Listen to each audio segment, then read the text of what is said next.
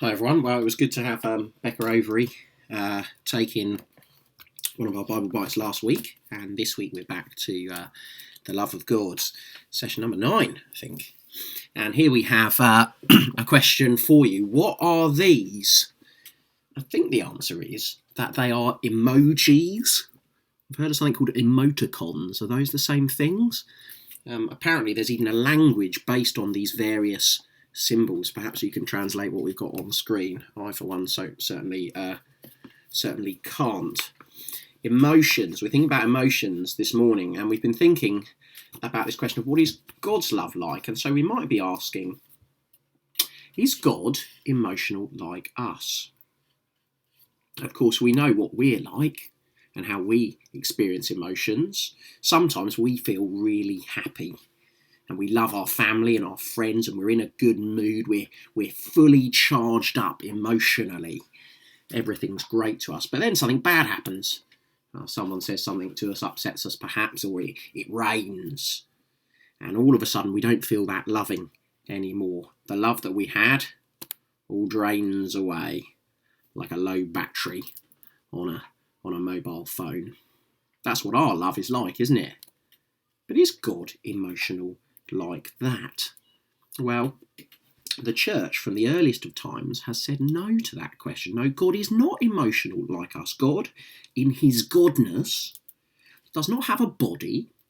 God is not made up of parts, and God does not experience passions. God does not experience emotions like us. Well, now, why on earth would the church want to say that?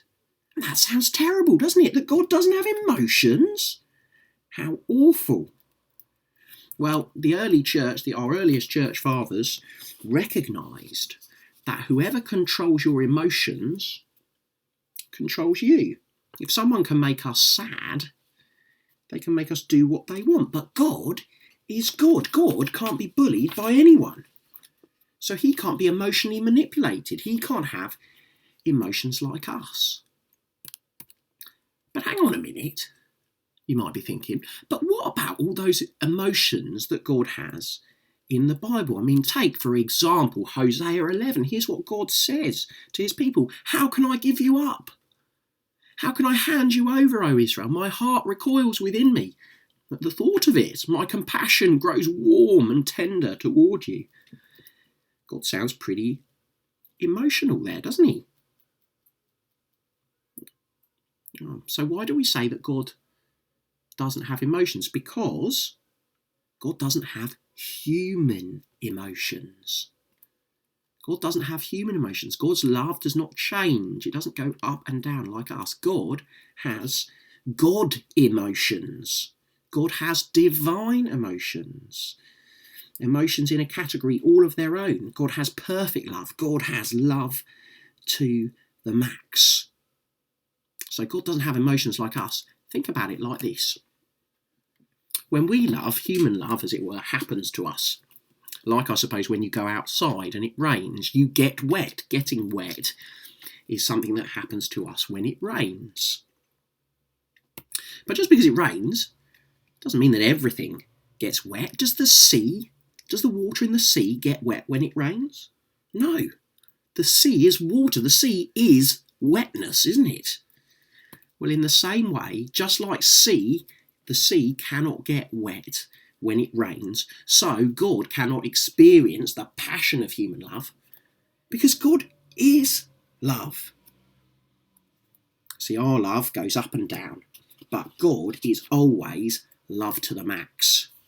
God is the source of love. There's nothing lacking in his love that needs to be filled in, and there's no way he can ever become less loving because he is love. God doesn't feel changing human emotions because he's the most passionate being in the universe. Nothing can make him more loving than he already is.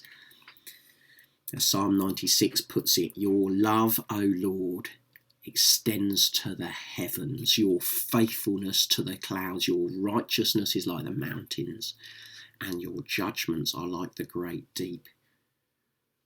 He is love to the max. Now, I don't know about you, But that just makes me think, wow, isn't God amazing? Isn't God the most trustworthy and the most loving person in the universe? So I just want to know him more and know him better, because I am absolutely blown away that a love like that, love to the max, would overflow to me. Wow. Should we pray about that?